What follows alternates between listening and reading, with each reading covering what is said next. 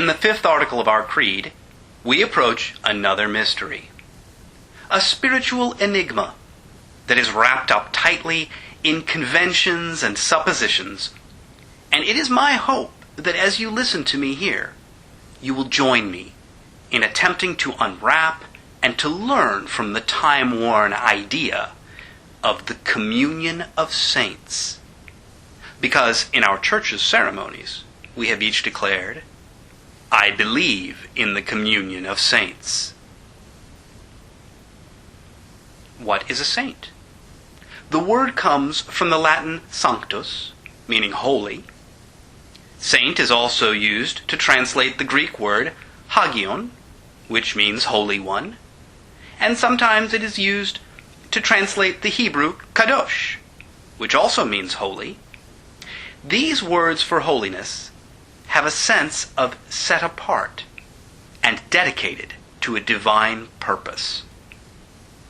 Now, since every man and every woman is a star, each has a unique and divine purpose, and each is set apart from the others by its own point of view.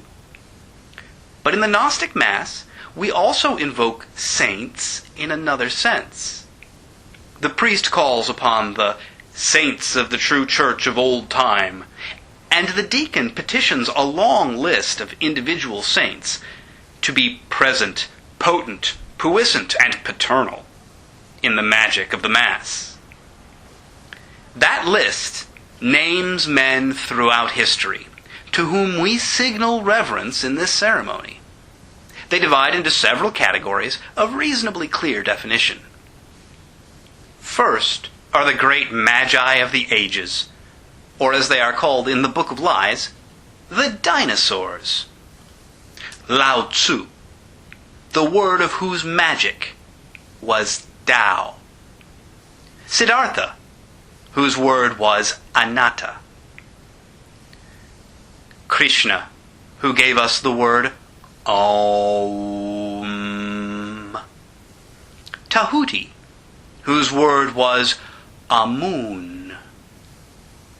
Moshe, with the mighty Tetragrammaton. Dionysus, with the mysterious INRI. Muhammad, whose word was Allah.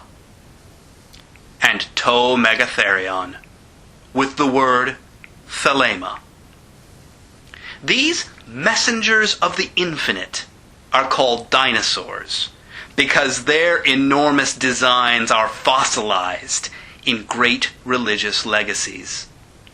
Crowley insists on the idea of euhemerism, that no matter how deified by later followers, each of these dinosaurs was originally a historical man, incarnate and fallible. The second category in the list of saints consists of ancient heroes of a phallic and or solar character. These are Hermes, Pan, Priapus, Osiris, and Melchizedek, Chem, and Amun, and Mantu. The third category is that of poets, or holy bards. In the fourth place, we have antique sages who transmitted the gnosis to us. Then we have the heroes of medieval legend, heretics and magicians, solar and phallic theorists of religion, and early leaders of OTO. Another special category that recurs through the list is the earlier incarnations of Saint Sir Aleister Crowley, a category that includes Roderick Borgia, Pope Alexander VI, Sir Edward Kelly, and Alphonse Louis Constant.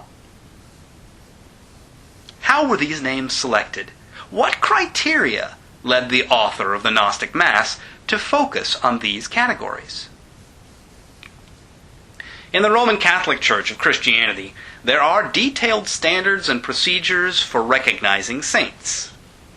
The Roman Church's beatification permits the veneration of a Christian hero, while the more consequential canonization requires such veneration by adherents.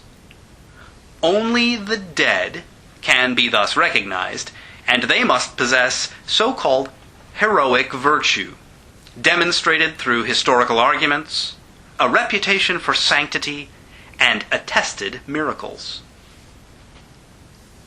By contrast, scholar Martin Starr quotes a letter from Crowley to the occult ecclesiastic W.B. Crowe, in which Crowley described the saints of our Mass as a rhetorical flourish, little more.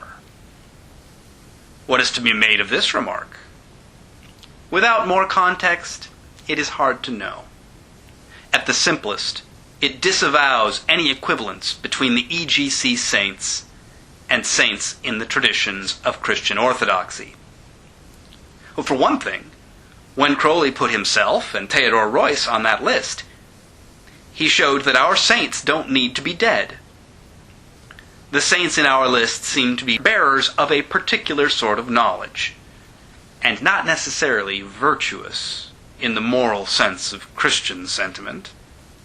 The disparate cultures of our saints, Chinese, Indian, Egyptian, Hebrew, and Greek to start, suggest that there are many lines bearing the sacred knowledge, rather than a single source and chain of wisdom in ancient times.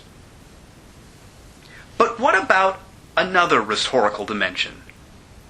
Why are all our saints men? Crowley was clear that women could attain to the summits of initiation. He pointed to Madame Blavatsky and others as sisters of the highest grades. The omission of women from this list may stem from the 1912 OTO Manifesto, where there is a list of great men of remote times, representative of the order's originating assemblies, a list strikingly similar to our saints, and in all likelihood their original source. After which it is written that the names of women members are never divulged. Yet at the end of that same manifesto appears the name L. Bathurst, 9th degree. The name of Crowley's consort, Layla, in her capacity as Grand Secretary General. Perhaps that period of the writing of the Manifesto and the Gnostic Mass alike was one in which Crowley's willingness to recognize women was still subordinated to then Patriarch Royce's concern to protect them from public misunderstanding. It had only been 14 years since the great hoax of Palladian Freemasonry had convinced multitudes, even the Gnostic Patriarch Jules Doinel, that women were involved in unsavory sex cults in the higher reaches of initiatory orders. Some have suggested that the masculine saints of our church relate to the priest's function as consecrating agent, so that the priest follows the saints as a man among men, to say of the sacramental elements, this is my body, and this is my blood. That is one explanation of the rhetoric. Another possible explanation is that the list of saints provides a sense of history, in accordance with the previous eon. So, the traditional Christian saints provide opportunities for the veneration of Isis as women, and the Thelemic saints focus on the perpetuation of Osiris in men.